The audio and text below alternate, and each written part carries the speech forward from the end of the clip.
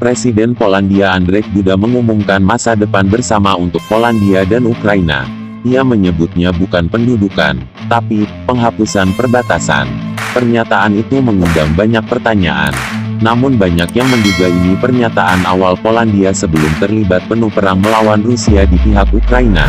Tidak akan ada lagi perbatasan antara negara kita, Polandia dan Ukraina. Tidak akan ada perbatasan seperti itu lagi, kata Duda. Sehingga kita hidup bersama di bumi ini, membangun dan kembali kebahagiaan bersama dan kekuatan bersama, yang akan memungkinkan kita untuk menolak bahaya atau kemungkinan ancaman apapun, lanjutnya.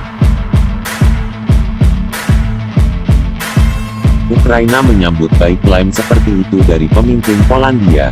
Pada gilirannya, Presiden Zelensky tidak mengomentari rencana Polandia itu.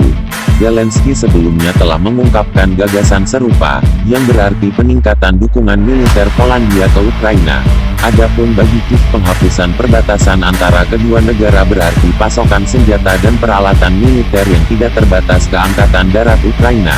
Faktanya, Polandia sedang memobilisasi penduduk mengenali pasukan Ukraina, untuk tujuan perang mendatang dengan Federasi Rusia di tanah Ukraina. Klaim Duda adalah deklarasi publik tentang pencaplokan de facto oleh Polandia atas wilayah Ukraina Barat di bawah dukungan militer melawan agresi Rusia.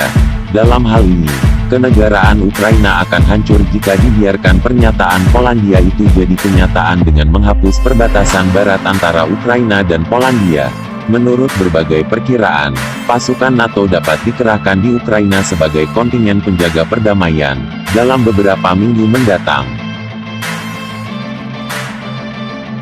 Mereka akan berusaha menghindari pertempuran langsung dengan pasukan Rusia. Pada saat yang sama, manuver semacam itu akan memungkinkan transfer unit tambahan angkatan bersenjata Ukraina dari Ukraina Barat ke garis depan timur. Di wilayah ini tentara Ukraina menderita kerugian besar. Pertempuran sengit dilaporkan berlanjut di wilayah Kharkiv. Di tengah serangan balasan angkatan bersenjata Ukraina, AFU, di dekat ibu kota wilayah tersebut, pasukan Rusia bergerak maju di wilayah Izhlim dan Liman. Kementerian Pertahanan Rusia melaporkan AFU mengerahkan pasukan mereka di fasilitas medis sipil. Badan tersebut melaporkan AFU mengerahkan artileri dan melengkapi gudang amunisi di wilayah rumah sakit kota di Kharkiv. Staf dan pasien dipaksa meninggalkan gedung dengan ancaman ditembak. Pada tanggal 6 Mei, ledakan dahsyat menggelegar di pinggiran barat laut Kharkiv. Warga melaporkan terjadi penembakan artileri di desa Zhukovsky dan wilayah Severnaya Saltovka di kota itu. Di dekat Kharkiv, unit-unit DPR dan LPR dan Garda Nasional Rusia mundur dari kota Ruskaya Lozova dan desa-desa tetangga.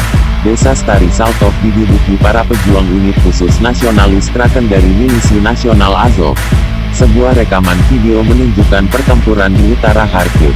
Setelah unit Rusia mundur dari Stary Saltov, angkatan bersenjata Ukraina meledakkan jembatan di atas sungai. Rusia kemungkinan akan meninggalkan pinggiran utara Kharkiv.